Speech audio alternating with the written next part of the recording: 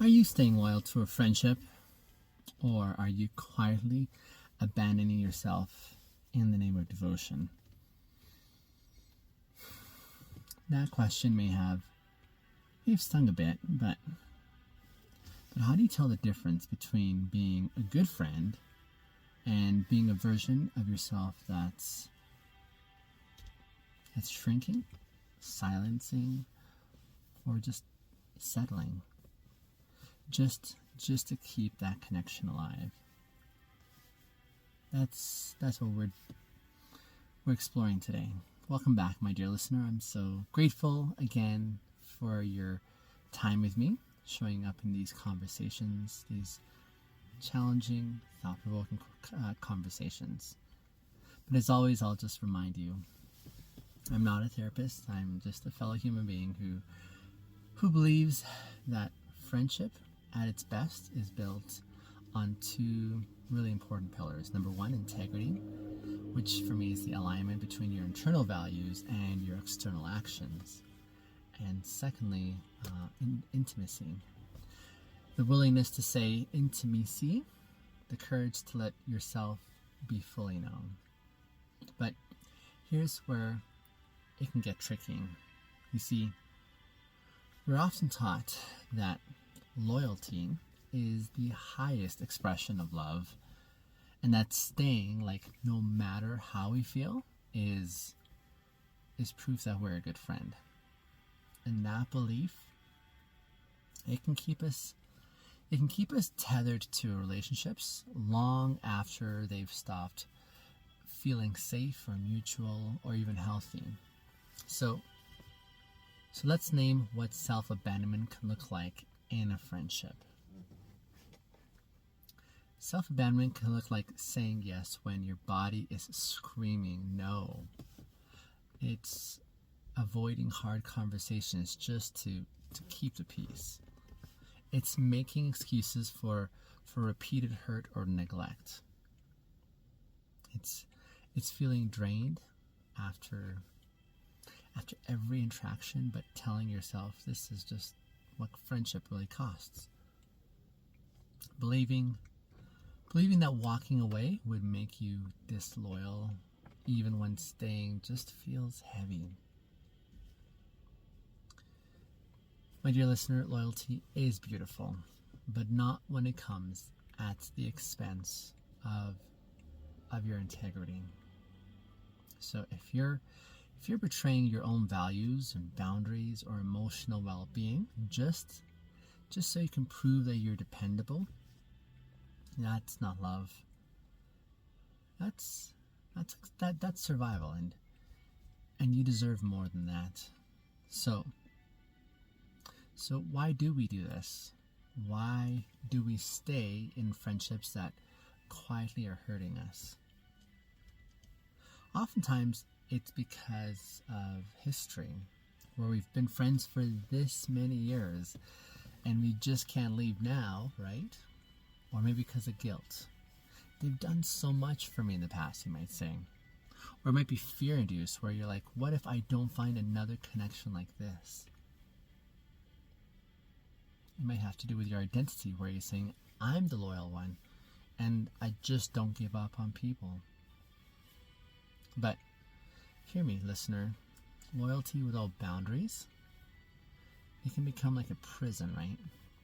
And staying out of fear or obligation is not noble. It's actually far too costly. And you're not responsible for keeping a friendship alive when it's suffocating your spirit. So here are a few reflective questions that you may find helpful to check in and discern what loyalty looks like in contrast to self-abandonment.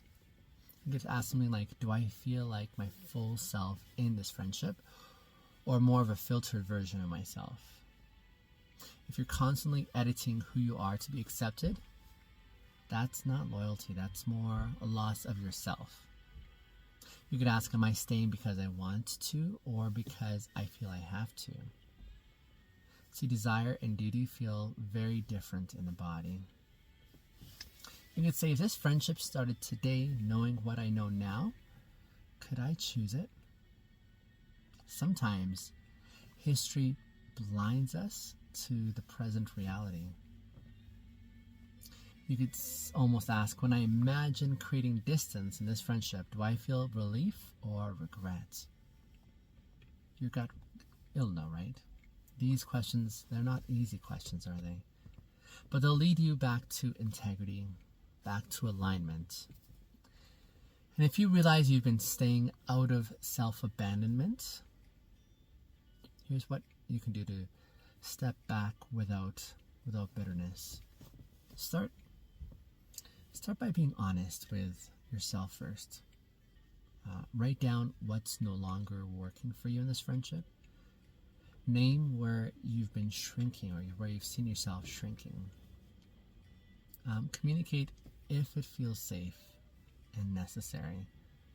See, you don't owe everyone a detailed explanation, but if this is someone that you care about, you might say something like, I've realized I've been showing up in ways that aren't true to myself, and I need to create some space so I can realign. Release the need to feel understood, because not everyone is going to get your reasons or rationale, and that's okay. Your job is not to manage their feelings, it's more so to honor your own that you're showing up in. Remember, my dear listener, distance does not mean disconnection all the time. Sometimes it's the only way back to what self-respect could feel like.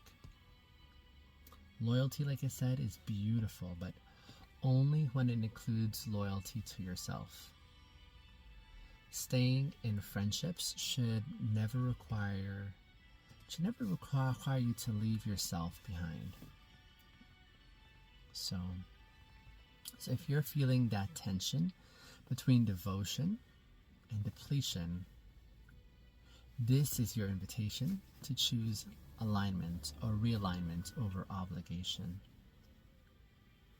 In our next episode, dear listener, we'll explore when you've outgrown a friendship, how to let it go without drama or guilt, because growth doesn't always mean cutting people off, but it definitely means telling the truth.